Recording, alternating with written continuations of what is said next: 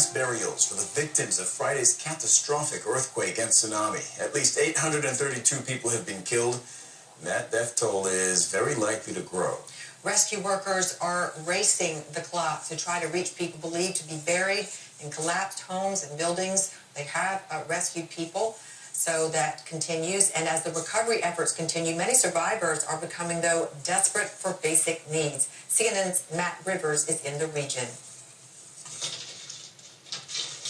A body is pulled from the rubble of a hotel where 50 people are thought to be trapped. A desperate search for survivors continues after a 7.5 magnitude earthquake hit the Indonesian island of Sulawesi, triggering a tsunami. This cell phone video captures waves as high as 10 feet rolling towards the shore as people are warned to run for higher ground. The force of the water sweeps through the streets, carrying anything and anyone in its way. In its aftermath, destruction. Wrecked cars show just how violently the waves hit. In a hospital in the coastal city of Palu, survivors are tended to amid the power cuts. They are the lucky ones. We're expecting a rise in the number of dead victims, though we hope the data remains as it is. However, looking at the conditions there are still bodies unidentified, as well as victims buried under ruins. There are also remote areas yet to be reached by joint SAR teams. Indonesia's president, Joko Widodo, visited Palu Sunday and ordered rescuers to work day and night to search for the missing.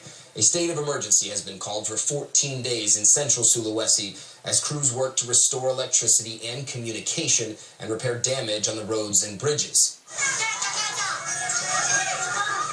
But in Palu, people say they don't have enough basic food or medicines and have been allowed by the authorities to take away supplies from supermarkets. There's been no aid.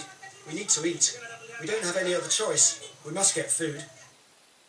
Indonesia's disaster management agency estimates that 2.4 million people were affected by Friday's earthquake, and as they await help, residents comb through the debris of what was once their homes. Matt Rivers, CNN, Sulawesi, Indonesia. Alexandra Field joins us now from Hong Kong. Alexandra, with the airport down, the ports down, and the roads almost blocked, what is the latest on the ability to deliver aid and supplies to the affected areas? Yeah, this is really a disaster on top of a disaster, particularly given the fact that the huge focus has to be right now on finding and rescuing survivors, and that's very much hampered by the ability to bring in heavy machinery to do some of the digging and sifting through this debris, and also simply to get more rescue and recovery teams into the area. This is something that they have been contending with since Friday evening. That's because you've got disruption to the transport services, you've got roads that are blocked currently by landslides, you have bridges that are down with the impact to that airport. We know it's about a 10 to 12 hour drive from the closest airport that was operational through the weekend. So it really means that things are moving quite slowly. You don't just need, of course, the heavy machinery and the fuel and the rescue teams, but you also need the supplies for survivors. You've got so many people, about 17,000 that are believed to be out of their homes right now.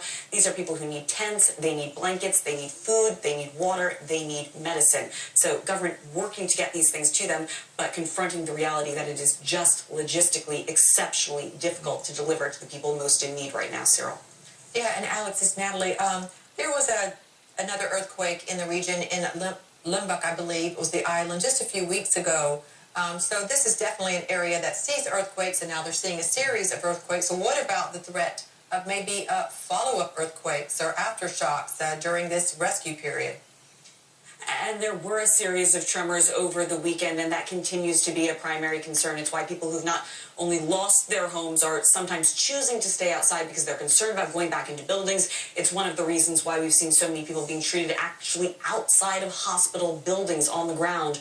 We know that the Red Cross has been working to bring in mobile surgical units as well as mobile kitchens in order to provide some resources, because the situation right now is that you've got thousands of people who are seeking relief at outdoor shelters. That's the best they can do, and there's also that risk of aftershocks, which makes people wary about going inside any buildings that may not be damaged. The fact right now, though, is that the Indonesian government does need more help, and they have made that clear. The president has said that they will be accepting international offers of assistance. They're setting up a mechanism to do that, and certainly we've seen a number of countries saying that they will be able to provide either money or other forms of assistance in terms of supplies, particularly medical supplies and food, things that are most urgently needed right now. European Commission among them saying that they will contribute about 1.5 million euros. So you will see these offers of aid pouring in, but again, it is difficult for everyone to actually move that aid into the most affected area. And while the death toll stands right now at about 832 people, officials warning that it is almost certain to go up. They're still having trouble getting to areas that were most heavily affected by the storm.